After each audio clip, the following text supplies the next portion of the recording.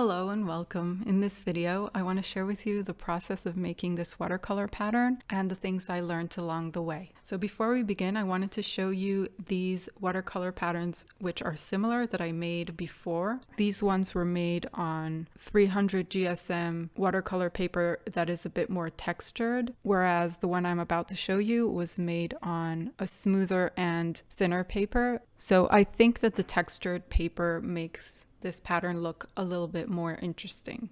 I want to start out this video at normal speed because I think sometimes when you see the video at really fast speed, even I sometimes see it and I kind of imagine myself going at that speed, but in reality, it's very slow and very precise, especially since I'm just a beginner with watercolor and with paintbrushes. I also wanted you to see how I transition from one color to the next. In this example, I didn't try to make the transition smooth, meaning I just switched from one paint to the other. And what that does sometimes is it creates, I think it's called a backwash, when the second paint is more diluted than the first paint. And then the water from the second paint washes back into the first paint. And that creates this sort of blotchy and hard line. I think that the way that I learn about my paints and my tools is also by testing their limits and not always by being precise and trying to make everything perfect, because in order to appreciate a smooth line, I think it's good to also experiment with a jagged line, and in order to appreciate a smooth transition in watercolor, I think it's good for me to see that not so smooth transition and decide for myself whether I really like that smooth transition or not. And also, I think that it's a lot more relaxing and a lot less intimidating to just use your watercolor and use your brush and not worry so much about every little thing. When you're just starting out like me,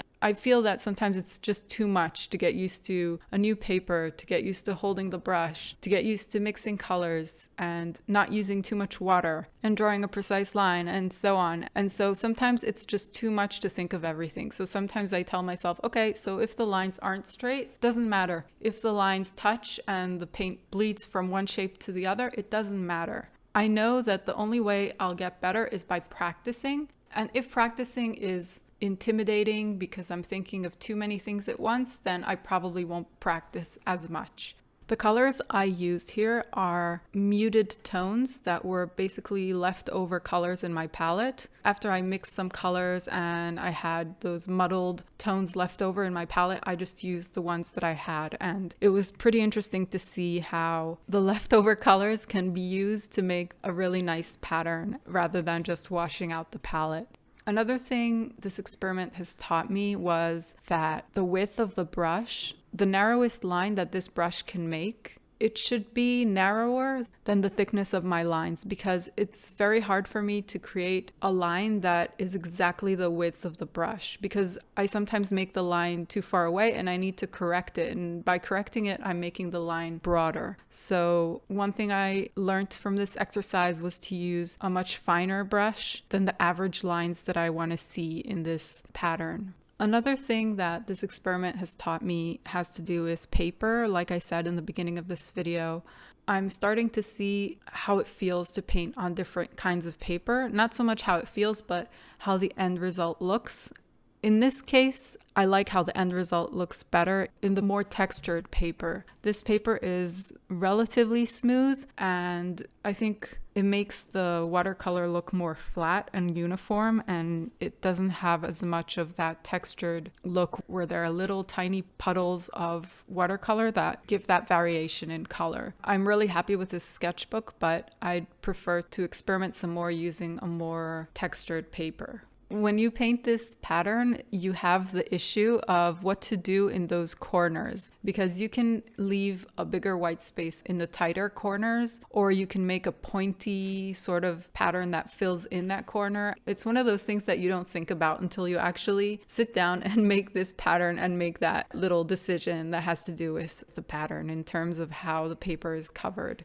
So again, this is a really great exercise if you're starting out with watercolor, or if you just want to do something and not think too much. Just sit down and have the benefit of learning without it being too straining. So this is the kind of thing that I do sometimes when I'm either overwhelmed or tired and I don't feel like I can learn something new. I want to practice, I want to do something, but my brain isn't ready to take on a learning effort.